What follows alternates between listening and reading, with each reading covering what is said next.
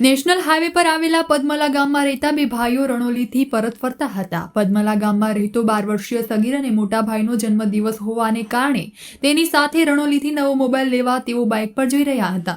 ત્યારે પદ્મલા ગામ પાસે પાછળથી ઇકો કારે ટક્કર મારતા બાઇકની પાછળ બેઠેલા 12 વર્ષીય સગીરના શરીર પર ઇકો કાર માથેથી ફરી વળતા તેનું ઘટના સ્થળે મોત થયું હતું.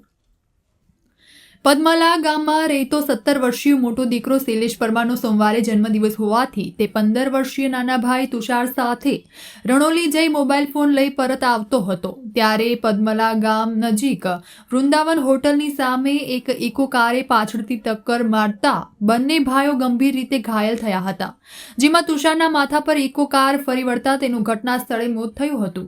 શૈલેષને માથામાં ગંભીર ઇજાઓ પહોંચી હતી. છાણી પોલીસે કાર્યવાહી કરી હતી.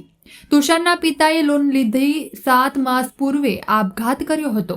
શૈલેષના પિતા પ્રકાશભાઈએ થોડા વર્ષો પહેલા લોન લીધી હતી. જો કે તેઓએ લોનની ભરપાઈ પણ કરી દીધી હતી, પણ પેનલ્ટી બાકી હોવાને કારણે તેઓ ભરતા હતા, જેના કારણે તેઓ આર્થિક બોજ લાગતા મે 2024માં તેઓએ આત્મહત્યા કરી લીધી હતી. હાલમાં તેઓની પત્ની ઘરકામ કરે છે.